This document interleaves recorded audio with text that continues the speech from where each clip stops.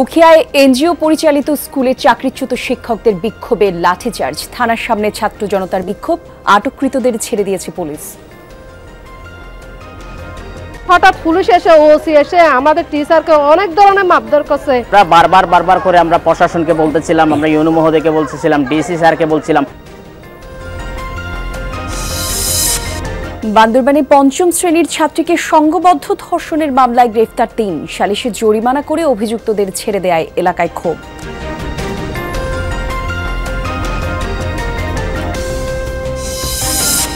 চট্টগ্রাম বন্দরে বেড়েছে কন্টেইনার জট, আমদানি বৃদ্ধির তুলনায় পণ্য খালাস কম, অব্যবস্থাপনাকে দুষছেন ব্যবসায়ীরা। হঠাৎ করে যদি কোনো সিদ্ধান্ত হয় তাতে করে এই জাহাজগুলো কিন্তু অলস অন্য জায়গায় বসতে হবে, কিংবা এই জাহাজগুলো সরিয়ে নিয়ে তাদের অন্য জায়গায় ব্যবসা করতে হবে। এই ড্যামারেজের জন্য কে লাইবেল হবে, সেজন্য আমরা গতকালকে ক্লিয়ারলি বলেছি, ডুয়েল ডেলিভারির সিদ্ধান্ত পরিষ্কারভাবে আমরা ক্লিয়ার করেছি।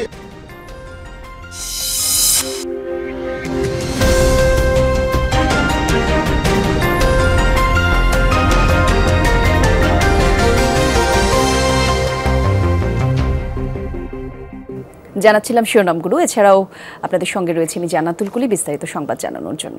কক্সবাজারের উখিয়ায় রোহিঙ্গা ক্যাম্পের লার্নিং সেন্টার থেকে চাকরিচ্যুত শিক্ষকদের বিক্ষোভ চলাকালে লাঠিচার্জ করেছে পুলিশ, আর এতে করে বেশ কয়েকজন আহত হয়েছে। এই ঘটনায় গণতান্ত্রিক ছাত্র সংসদ কক্সবাজারের 2 সংগঠক সহ অন্তত 27 জনকে আটক করেছে পুলিশ। প্রতিবাদে বিকেলে উখিয়া থানার সামনে বিক্ষোভ করে ছাত্র জনতা, পরে আটককৃতদের ছেড়ে দেওয়া হয়। সকালে উখিয়ার ফলিয়াপাড়ায় সড়কের পাশে অবস্থান নিয়ে বিক্ষোভ শুরু করেন রোহিঙ্গা ক্যাম্পের লার্নিং সেন্টার থেকে চাকরিচ্যুত শিক্ষকরা। ক্যাম্পগামী বিভিন্ন এনজিও সংস্থার গাড়ি আটকে দিচ্ছিলেন তারা। পুলিশ তাদের সরে যাওয়ার নির্দেশ দিলেও তা অমান্য করায় এক পর্যায়ে আন্দোলনকারীদের উপর লাঠিচার্জ করে। এতে বেশ কয়েকজন আহত হয়, কয়েকজনকে আটক করে পুলিশ। যারা ক্যাম্পে জব করে তাদেরকে গাড়িও যেতে দিই নাই, মানুষকে যেতে দিই নাই, কিন্তু ওনারা কি করছে, হঠাৎ পুলিশ এসে ওসি এসে আমাদের টিচারকে অনেক ধরনের মারধর করছে।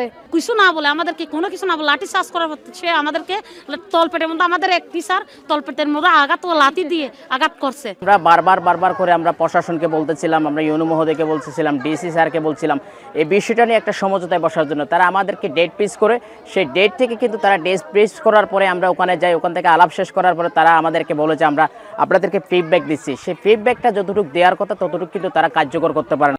লাঠিচার্জে আহতদেরকে হাসপাতালে ভর্তি করা হয়।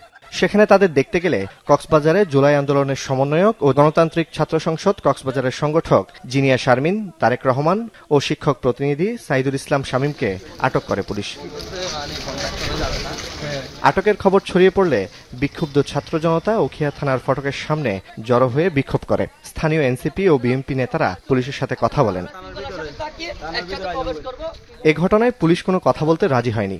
এর আগেও গত সোমবার সকাল 8টা থেকে বিকাল 4টা পর্যন্ত কক্সবাজার টেকনাফ মহাসড়ক অবরোধ করেন রোহিঙ্গা ক্যাম্পের লার্নিং সেন্টার থেকে চাকরিচ্যুত শিক্ষকরা। জুবাইর ইবনে শাহাদাত, যমুনা নিউজ। উখিয়ায় চাকরিচ্যুত শিক্ষকদের সঙ্গে পুলিশের যে লাঠিচার্জের ঘটনা ঘটেছে সে বিষয়ে আরো বিস্তারিত তথ্য জানবো। সহকর্মী এহসান আল কুতুবী আমাদের সঙ্গে যোগ দিচ্ছেন। এহসান, এই ঘটনার সার্বিক পরিস্থিতি আমাদেরকে একটু জানাবেন। সবশেষ কি তথ্য আছে আপনার হাতে, আমাদেরকে একটু যদি বিস্তারিত জানাতেন। এহসান, শুনতে পাচ্ছেন নিশ্চয়ই?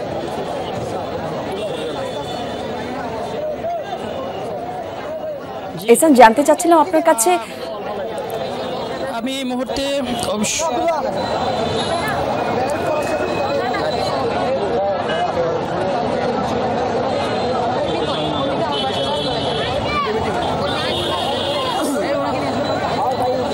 আপনি যেটা বলছিলেন, আসলে সকাল থেকে আমরা দেখছিলাম উত্তপ্ত পরিস্থিতি কক্সবাজারের যে উখিয়া আছে এখানে দীর্ঘদিন ধরেই কিন্তু আন্দোলন করছিল চাকরিচ্যুত প্রায় 1000-এর অধিক শিক্ষক। তো তাদের এই আন্দোলনের আজকে সকালে তারা একটি সড়কে আন্দোলন করার সময় তাদের উপর পুলিশ লাঠিচার্জ করে বেশ প্রায় 27 জনকে আটক করে নিয়ে যায়। তারা কিছুক্ষণ আগে মুক্ত হয়েছে, তাদের সাথে একটু কথা বলবো। এখানে আছে জিনিয়া শারমিন, সাবেক সমন্বয়ক, যাকে আপনারা সকাল থেকে বলছিলাম। আমরা একটু সংক্ষেপে বলতে চাই কিভাবে আটক করা হয়েছে। ধন্যবাদ। আমাদের এই উখিয়া প্রবাসীর দাবিটা অনেকদিন ধরে চলতেছিল, কিন্তু আমরা যখন গোলটেবিলে আলোচনার গিয়েটা পাইনি, আমাদের যে দাবি আমরা যখন পাইনি, আমরা রাজপথে নামতে বাধ্য হয়েছি। তো এরাও পুলিশরা আমাদের যারা আন্দোলন করতেছিল তাদের অনেককে অ্যারেস্ট করছে। সেটা শুনে আমি কক্সবাজার থেকে উকিয়ার মেয়ে হিসেবে আমি দৌড়ে এসেছি। তখন আমি একজন হসপিটালে ছিল, তারা হসপিটাল থেকে পাঠিয়ে দিয়েছি। সাথে সাথে আমরা আসলে কোনো ক্রাউডে ছিলাম না, একদম আমরা সবাই একসাথে, আমি হসপিটাল থেকে সবাইকে বের করে নিয়ে আসতেছি। হঠাৎ পুলিশ মানে আমাদের উপর অতর্কিতভাবে টানে হেসড়ে, আপনারা নিশ্চয়ই ভিডিওতে দেখেছেন, তুলে অসংখ্য ধন্যবাদ। আমরা শুনছিলাম আসলে কিভাবে তাদেরকে গ্রেফতার আটক করা হয়েছে, অনেককে মারধর করা হয়েছে। ইতিমধ্যে বেশ কয়েকজন নারী শিক্ষক হাসপাতালে চিকিৎসাধীন অবস্থায় আছে এবং তারা আটক 27 জনকে মোট আটক করে তাদেরকে বিভিন্নভাবে টর্চার করেছে বলে তারা দাবি করেছেন এবং সর্বশেষ তারা মুক্ত হওয়ার পরে তারা শহীদ মিনারে অবস্থান করছেন। ধন্যবাদ আপনাকে ইহসান। পঞ্চম শ্রেণীর এক ছাত্রীকে সংঘবদ্ধ ধর্ষণের ঘটনায় তোলপাড় চলছে বান্দরবানের রুমায়। চাঞ্চল্যকর এই ঘটনার পর সামাজিক বিচারে জরিমানা করে ধর্ষণে অভিযুক্ত 5 জনকে ছেড়ে দেওয়ার পর ক্ষোভে ফুঁসে উঠেছে স্থানীয়রা। পরে 3 জনকে গ্রেফতার করেছে পুলিশ। গেল শুক্রবার রাত 9:30টার দিকে প্রাইভেট পড়ে এক সঙ্গী সহ বাড়ি ফিরছিলেন পঞ্চম শ্রেণীর ওই ছাত্রী। পথে 5 যুবক গতিরোধ করে একটি ক্লিনিকের পিছনে নিয়ে সংঘবদ্ধ ধর্ষণ করে। ছাত্রীটি পরিবারকে ঘটনা জানালে রুমা উপজেলার পাইন্দু হেডম্যান পাড়ায় ক্ষোভের সৃষ্টি হয়। যারা ধর্ষক হচ্ছে তাদের শাস্তি চায়। সে 9:30টার দিকে প্রাইভেট পড়ে বাসায় ফিরতেছিল, তারপরে 5 জন ছেলে তাকে মিলে ধর্ষণ করে। মেয়েটা আমার স্কুলের মেধাবী ছাত্রী, সে এবার 2025 সালের বৃত্তি পরীক্ষায় তার নাম ডিআর এন্ট্রি করেছি। কিন্তু আমি স্কুলে গিয়ে খুব মর্মাহত। আমি গতকাল যখন স্কুলে গিয়েছি তখন শুনতে পেলাম এই মেয়েটা পাড়ার কিছু দুষ্ট ছেলেদের দ্বারা দর্শিত হয়েছে। মঙ্গলবার সকালে পাড়ায় সামাজিক বিচার বসিয়ে 50,000 টাকা জরিমানা করে 5 ধর্ষককে ছেড়ে দেওয়ার অভিযোগ ওঠে পাইন্দুর ইউপির 2 নম্বর ওয়ার্ডের সদস্য ও স্থানীয় আওয়ামী লীগের সাংগঠনিক সম্পাদক গংবাসে মারমা, পাইন্দু মৌজার হেডম্যান মংচু মারমা ও পাইন্দুপাড়ার প্রধান থোয়াইসা মারমার বিরুদ্ধে। মা বাবা সহ পরে পারে বিজেতে গেছি, তারপর 50,000 মাধ্যমে সম্পূর্ণ কাজ শেষ করে ওখানে ওরা সমত কত। আমরা ছাত্র সমাজ থেকে জানাচ্ছি, এটা বাংলাদেশের আইন অনুযায়ী সর্বোচ্চ শাস্তি দাবি জানাচ্ছি। ধর্ষণে অভিযুক্তদের ছেড়ে দেওয়ার ঘটনায় এলাকায় ক্ষোভ ও প্রতিবাদের ঝড় ওঠে। পরে পুলিশ 3 জনকে আটক করে। সেনাবাহিনী এবং পুলিশের যৌথ অভিযানে আমরা পাইন্দু ইউপিতে সারা রাত্র অভিযান পরিচালনা করি এবং চাঞ্চল্যকর ঘটনার 5 জন আসামির মধ্যে 3 জনকে আমরা গ্রেপ্তার করতে সক্ষম হই। বাকি 2 জনকে গ্রেপ্তার চেষ্টা অব্যাহত আছে। জুবাইদ ইবনে শাহাদাত, যমুনা নিউজ। রেকর্ড সংখ্যক কন্টেইনার জট তৈরি হয়েছে চট্টগ্রাম বন্দরে। পণ্য আমদানি বৃদ্ধির তুলনায় খালাস কম হওয়ায় এই পরিস্থিতি বলছে কর্তৃপক্ষ।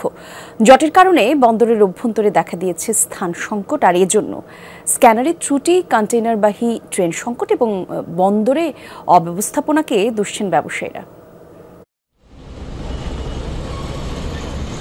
স্বাভাবিক সময়ে চট্টগ্রাম বন্দরে 34 থেকে 35,000 কন্টেইনার থাকলেও বর্তমানে এই সংখ্যা 47,463 TEUS। গত কয়েকদিন ধরেই বাড়ছে জট। প্রতিদিন গড়ে প্রায় 4,000 করে কন্টেইনার জমছে।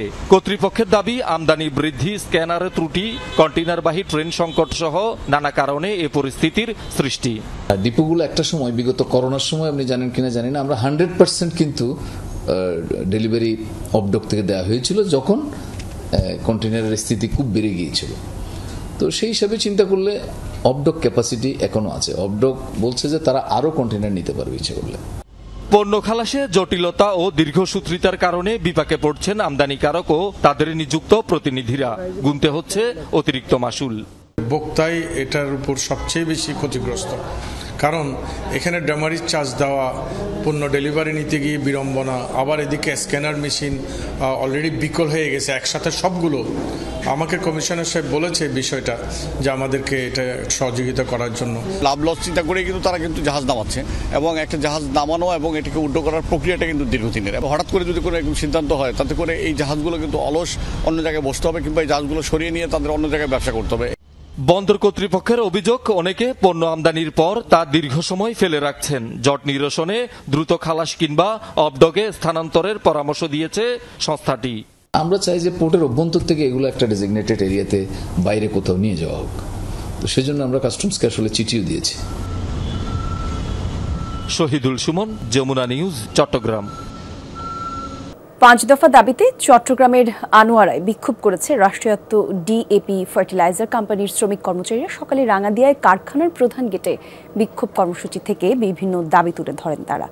এরই মধ্যে রয়েছে মজুরি কমিশনভুক্ত শ্রমিকদের 5% প্রণোদনা, 15% বিশেষ সুবিধা বাস্তবায়ন, নিরবিচ্ছিন্ন কারখানা চালু রাখতে কাঁচামাল সরবরাহ, পদোন্নতি জটিলতা দ্রুত নিরসন, পেনশনের আওতাভুক্ত করা এবং ঝুঁকি ও নৈশ ভাতা প্রদান করা। বৈষম্য দূর না করলে কঠোর আন্দোলনের হুঁশিয়ারি দেন শ্রমিক কর্মচারীরা। পরে শিল্প উপদেষ্টা সচিব এবং ডিএপি এমডির কাছে স্মারকলিপি জমা দেন তারা। খাগড়াছড়ির দীঘিনালায় মেয়াদ উত্তীর্ণ এবং স্যাম্পল ওষুধ রাখায় 6 ফার্মেসিকে জরিমানা করেছে প্রশাসন। সকালে উপজেলার বোয়ালখালী নতুন বাজারে এই অভিযান পরিচালনা করে ভ্রাম্যমাণ আদালত। এ সময় অভিযুক্ত প্রত্যেক ফার্মেসিকে 5,000 করে মোট 30,000 টাকা জরিমানা করা হয়। জব্দ করা হয় মেয়াদ উত্তীর্ণ ওষুধ এবং ফিজিশিয়ান স্যাম্পল।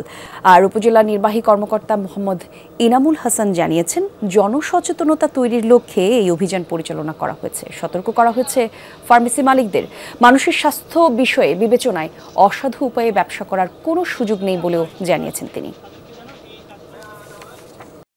পরিত্যক্ত অবস্থায় 194 কার্টুন বিদেশি সিগারেট উদ্ধার করেছে মারিশা ব্যাটালিয়ন বিজিবি। সকালে বাঘাইছড়ির উগলগাছি এলাকায় টহল দেওয়ার সময় বিদেশি এসব সিগারেট উদ্ধার করে তারা। ধারণা করা হচ্ছে পাচারের জন্য এসব সিগারেট মজুত করে রেখেছিল চোরা কারবারিরা। Zone commander lieutenant colonel Zahidul Islam জানিয়েছেন, এলাকায় নিয়মিত চোরাচালান প্রতিরোধ কার্যক্রম পরিচালনা করে আসছে মারিশা জোন। ভবিষ্যতের কার্যক্রমের বাদ ধারা অব্যাহত থাকবে বলে আশাবাদ ব্যক্ত করেছেন তিনি।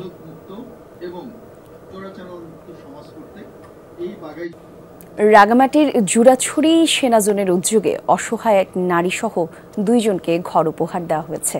সকালে জোনের পক্ষ থেকে প্রথম পর্বে তাদের মধ্যে ঘর 2টি হস্তান্তর করা হয়। পর্যায়ক্রমে আরও 20টি ঘর নির্মাণ করে গৃহহীনদের হস্তান্তর করা হবে বলেও জানিয়েছেন আয়োজকরা।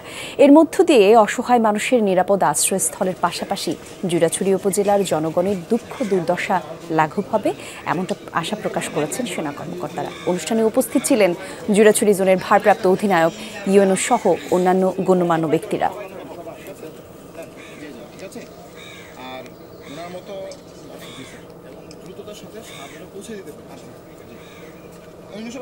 আর এই ছিল আজকের চট্টগ্রামের আয়োজন। এতক্ষণ সঙ্গে ছিলেন যারা, ধন্যবাদ সবাইকে।